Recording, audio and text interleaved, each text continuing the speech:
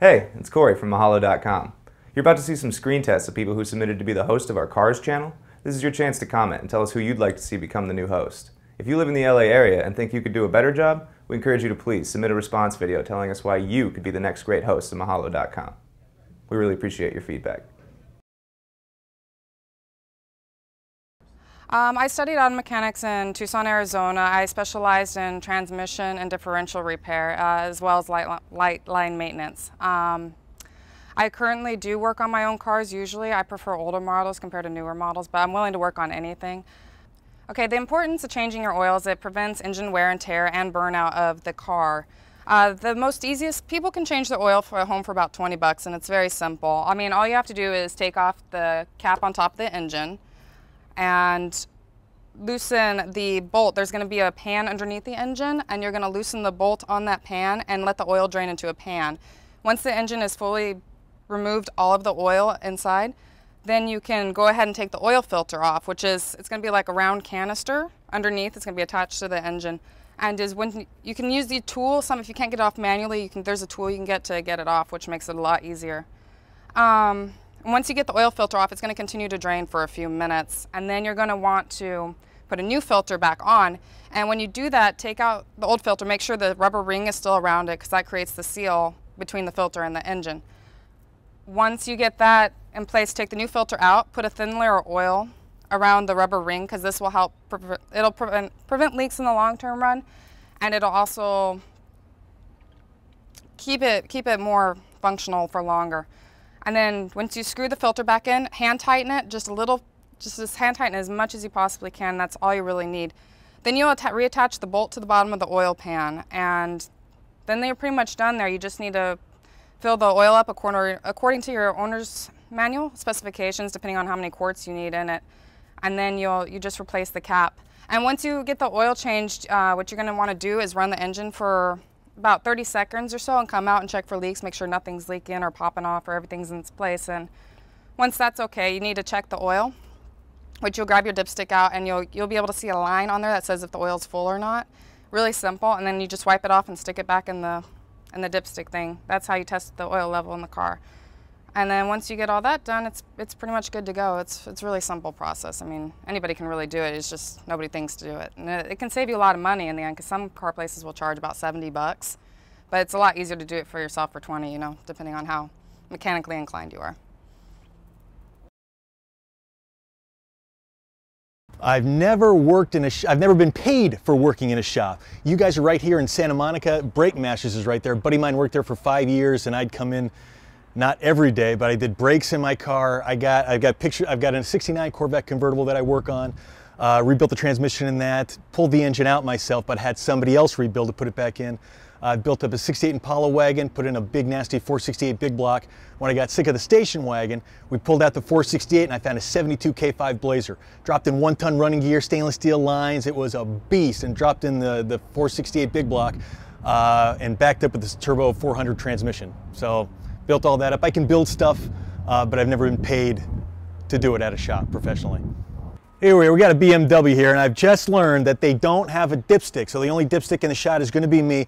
Changing the oil, though, is definitely important in the vehicles. Some of the new things, they run synthetic oil, so you don't necessarily have to change them every 3,000 miles, but I'm telling you, you need to check it. These things apparently just have some sort of readout on the dash, check your oil, but like the idiot or the dipstick that I am, you got to have the dipstick to check the oil. It's the lifeblood of your car. If the engine runs out of oil, it's like you run out of blood. Parts are going to go together, and they're basically going to weld themselves together. Fresh oil, fresh car, you're going to get better mileage. It's all good. You got to change the oil filter every 3,000 miles, but like this synthetic, I guess it's whenever the car tells you to. And synthetic, you can also run a little bit longer. One of the hot rod cars I had, you can run like 7,500 miles, they say. Up to the car, up to the manufacturer, but you got to change the oil. Put it up on lift it up on a jack, put it up on jack stands. You got to be safe, jack stands. Pop the cork in the bottom. I don't know if it's a 3/4 inch, 7/6, probably metric in this thing, not American. Pop the cork in the bottom, let the oil drain out, pop your filter, put on a brand new filter, and fill her up with some recommended Castrol right there. And you're all set. It's a BMW, synthetic, you'll be all good with fresh oil change. I've actually worked in the shop. I actually rebuild and restore cars. I've rebuilt my pride and joy is a 1957 Chevy. Got it with a 283, 220 horsepower, has a 4-banger carburetor on the motor, and it's all original.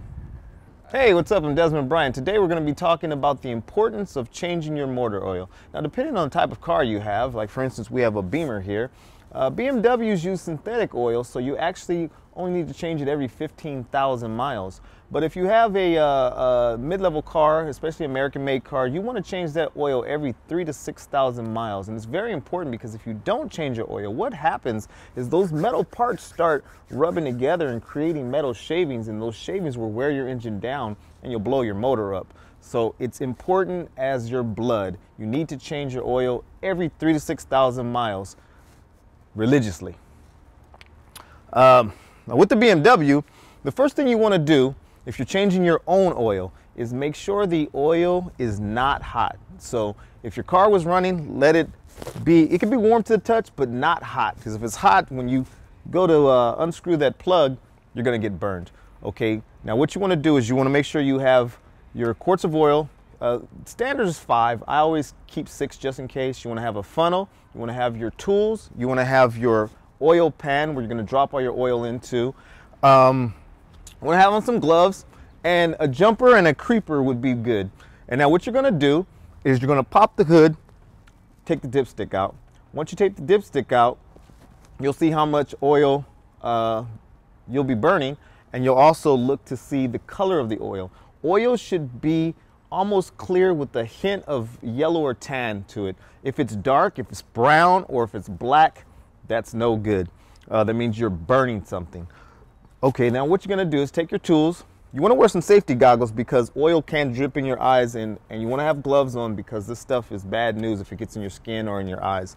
You're going to go under there and you're going to crank the nut bolt 1/4 of a turn. That's all you want to do, 1/4 of a turn, and then you're going to locate the oil filter.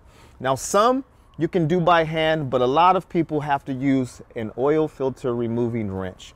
Now you're going to take this wrench and you're going to turn it 1/4 of a turn as well. That's it. Now after you do that, you need to get your pan that you're going to collect your oil in and slide it and make sure that you can see the oil filter and the oil pan. Put it under the oil filter and then slowly unscrew it. And you'll feel warm oil coming on your fingers. Back up, let it drop down, and it's going to drain. It'll take you 2 to 3 minutes. After you do that, you're going to grab your new oil filter, take some of your old oil, dip your finger in it, with gloves of course, rub it around the rubber, put that back on, hand tight only. Do not use your wrench to put that filter back on. Once you do this, take your collection pan, slide it under the oil pan where the nut is, take your hand or the wrench, unscrew it until you feel it loosening up. Now take your hand, loosen that up, and now this is pretty quick and it's kind of messy. You can do one of two things.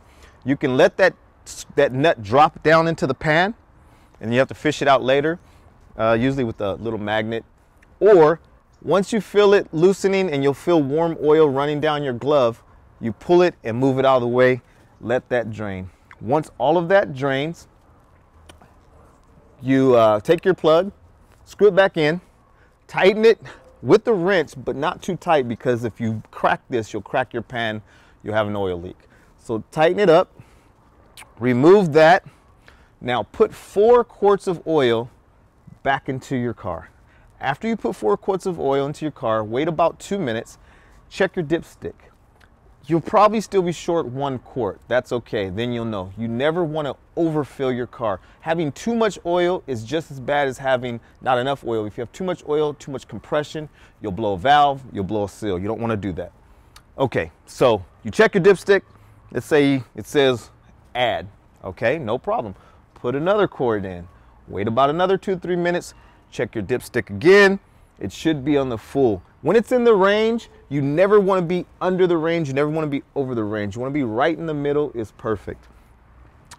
Get it in the range. Now you want to start your car. Let your car run for 5 minutes. Turn your car off. Wait an additional 5 minutes. check your oil dipstick again, because your entire engine was empty. You're probably going to need to add about a half a quart to 1 full quart after you check your dipstick again. You check your dipstick after adding that quart, you should have about a total of 5 quarts in your car, depending on the make and model. Put your dipstick in, clean up, shut your hood, start it up, cruise down PCH, hit the beach.